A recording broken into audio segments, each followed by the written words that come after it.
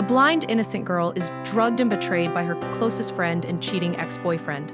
They sell her to a disgusting old man in a hotel room. She wakes up in extreme fear and later receives a life-changing result. She is pregnant. Suddenly, the girl's world collapses completely. She has lost her sight, her family, and her trust in people. The doctor delivers cruel news. Her body is too weak for an abortion. The surgery will kill her without any doubt. At that moment, the scheming fake best friend rushes to her and laughs loudly. She reveals the terrifying truth. The man in the hotel room is not the old sleazy man. He is the cold, ruthless CEO of the city's largest group. The girl's pregnancy ties her to the most powerful man in the city. Immediately, the CEO's bodyguards take the girl to his luxurious mansion. The CEO stares at her with cold, hateful eyes. He thinks she plotted the whole thing to trap him with a pregnancy.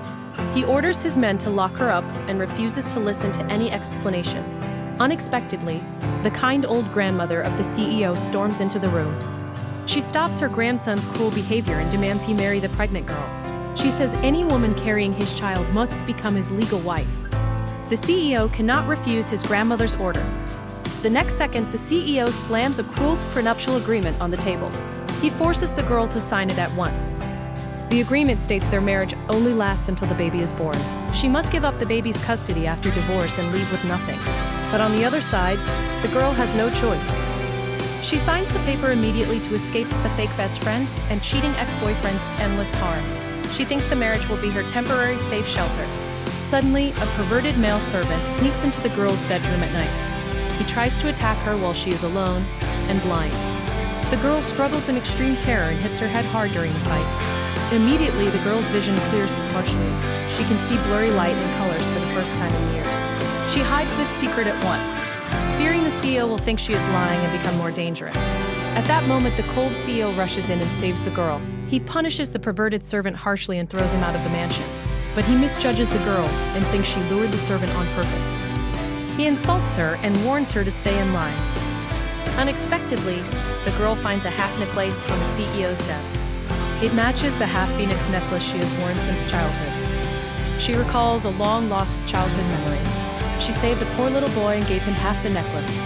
He promised to adopt her and protect her forever. Just then, the girl stares at the CEO in shock. She suspects the cruel man in front of her is her childhood savior. But she cannot believe the cold, heartless CEO is the same gentle boy who once promised to protect her. But on the other side, the CEO is also searching for his childhood savior. He believes the girl who saved him is the owner of the half-flower necklace. He has spent years looking for her and swears to marry only his true savior. Only his true savior. Suddenly, the girl discovers her family's old perfume-making skills. She starts making secret perfumes in her room to earn money. She wants to rebuild her family's legacy and save enough money to escape the mansion after the marriage ends. Immediately, the girl asks the loyal maid to help her sell the perfumes in secret. She promises to share the profits with the maid. The maid agrees at once and admires the girl's courage and kindness. At that moment, the girl begs the kind grandmother to let her go out. She says she wants to improve her relationship with the CEO. The grandmother trusts her and allows her to attend a charity dinner with the maid's protection. Unexpectedly, the arrogant fake white Moonlight shows up at the dinner. She is the girl's old jealous classmate. She mocks the blind girl's poor background and disabled state in front of all the wealthy guests. The next second, the fake white Moonlight insults the girl nonstop. She says the blind girl married a poor old man and lives a miserable life. She tries to make the girl lose face in front of the entire high society. Suddenly, the girl remains calm and smart. She takes out her family's rare, top-quality perfume. She sells the only bottle in the world to the fake white Moonlight for a large sum of money. She earns enough cash to bid on her family's stolen relic. At that moment, the auction starts. The girl targets her family's precious incense burner, stolen after her parents' death. She bids only $350,000 every time to trick the other guests into thinking she has no money. Unexpectedly, the fake white Moonlight and other guests laugh at the girl's low bids. They think she is a poor joke trying to act rich. They lower their guard and stop bidding high against her. The next second, the girl raises the bid to 1 million yuan at the final moment. She shocks everyone and wins the incense burner easily. She takes back her family's treasure with her own earned money.